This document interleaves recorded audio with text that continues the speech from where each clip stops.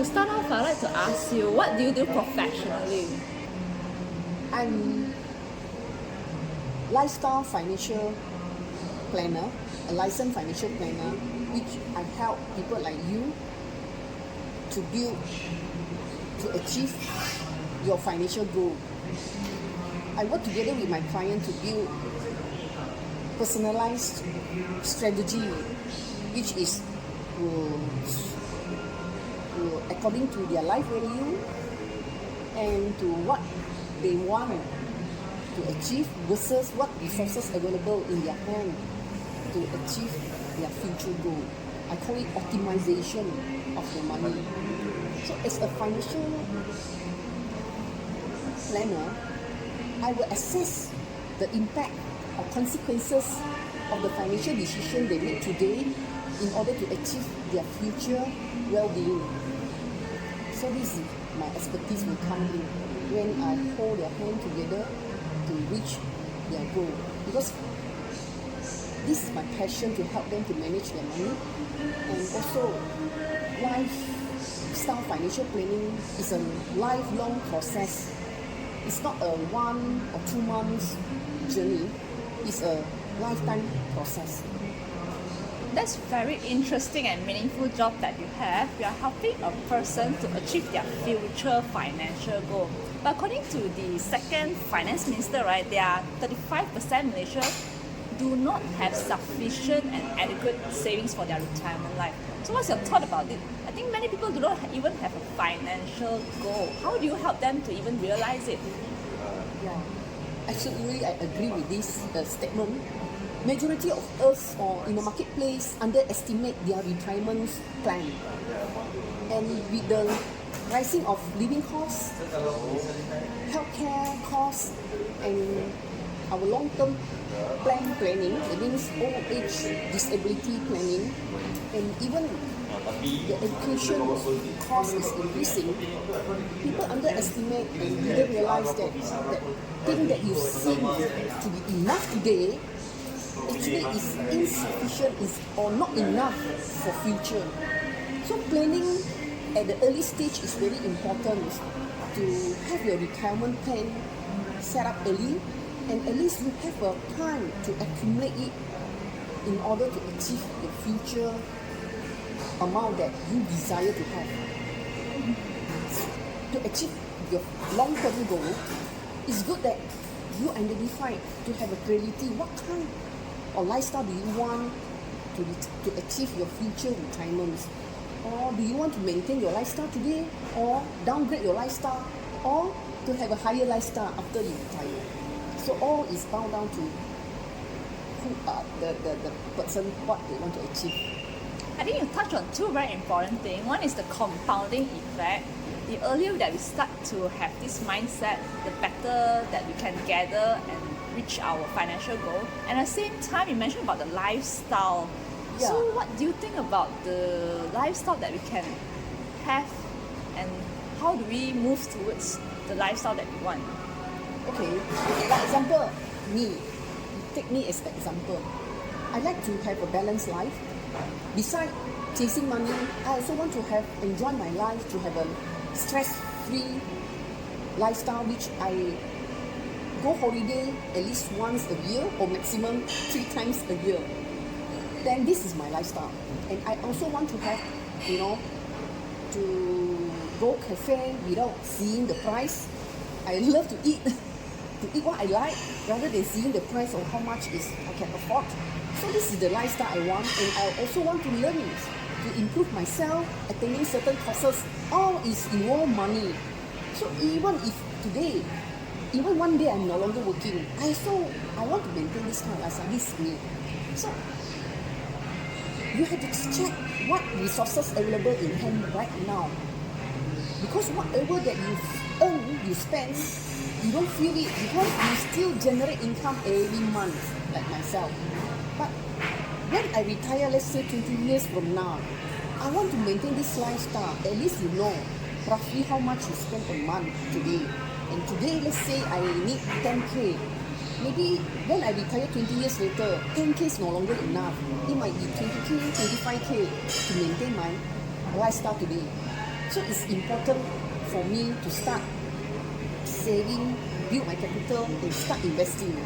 So we need time to grow, to spend 25,000 in future per month. So time is the asset, it's a capital for everyone. That's why plan early is better, because along the way you can try and error certain amount or certain thing that doesn't doing well. At least you still got time to adjust it. Instead of adjust my lifestyle, I prefer that I earn money now and I invest to grow it so it can support me for future. Thanks so much for the explanation. I think you mentioned about the budgeting, which is very important in order to sustain a lifestyle, right? Do you do any budgeting for yourself in order to maintain your lifestyle that you desire? Okay, for me, very simple. I always use 60, 20, 10, 10 rule. 60 is the necessary thing that you need to spend. Example, your living expenses, your food,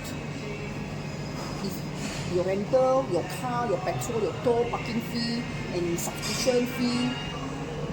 And example, part-time maid that you pay, that is a 60%, or electricity bill, telephone bill, the insurance premium, that is under category of 60%. Then the 20% rule is, I already take this amount of money for 20% for my long-term goal. This is to help me to achieve my retirement goal. I call it serious money. So whatever money I set aside 20% out of my income, I will not touch this money, no matter how. So this is 20%. So another 10% I will allocate for play money. Play money means I go for holiday. Example, I want to go to Switzerland. Going to Switzerland, maybe we need about 25k to 30k.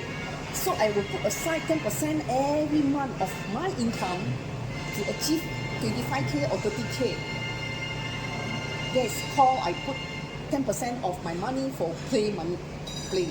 So another 10% I will contribute to society, or I give tithe to church, or donation. So that's how I put aside. I believe that when we earn something that we give back to society, the rule, the attraction of universe will help me to achieve more. Like example, the more generous I am, the more wealthy I become. So I believe in this spiritual life. So 10% I think is more than enough for me.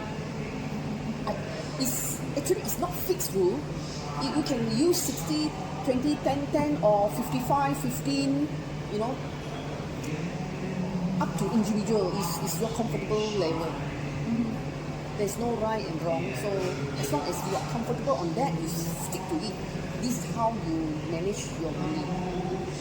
How do you have the discipline to allocate this amount particular to society or even play and also your long-term goal? Because in this world, right, we are desired to buy things when we go to shopping malls or anywhere that we tend to spend more than we need. So how do you have that kind of discipline and habit to do and fix to these goals that you have? Okay, good question. In the world, there's a lot of temptation and a lot of option to spend money. We feel more encouraged to spend compared to saving. But bear in mind, saving is so much related to our mindset and discipline. So what I do is, I want to make it more interesting. That's why I always encourage my client, do a plan first. When you do a plan, example, you go holiday, example, I want to go to Switzerland. I have to detail it out. First day, what should I do? Where should I go? What things should I eat? Then how long should I accumulate my 25k or 30k to go to Switzerland? Maybe the next 5 years, 10 years, to 15 years, 20 years. So all come back, narrow down to planning. So in order, when I put in this goal, your life goal, I call it, like what you want to have, what you want to achieve, or you want to be a businessman, you must ask yourself, what is important about money to you? Once you have this spell out, the goal, and you list out, then your encouragement, your motivation to save money is there. When you have this money put aside, because the goal that you put in place, if you pen down, you look at every month or quarterly or half yearly, it encourages you to put aside the money rather than the temptation, from the social media or Shopee ask you to spend first, then pay installment later. So all this is come back to the plan. So that's why when you do a plan, you know your GPS, where you want to go, how you want to go. Because when you have the goal, then it help you to know how. Even though it will encourage you to earn more money, because when your goal is too big but you see it's too small, then it encourage you to earn more. Maybe you need to have 2 jobs to earn more in order to go. Like example, I want to go Switzerland. So again, saving, you need a strategy and also a discipline. So some people don't have discipline. I will encourage them to open bank. Example, let's say Maybank. You receive your income through Maybank. Like example, I have Maybank, I got credit ATM card in Maybank only. Then I open public bank, which is public bank is that saving or regular saving plan that I invest monthly. Every time I receive my income, I will transfer some of my saving, which is 20%, to public bank. The play money, which let's say I want to go to Switzerland, I transfer another 10% of my income to CMB bank, which is saving account.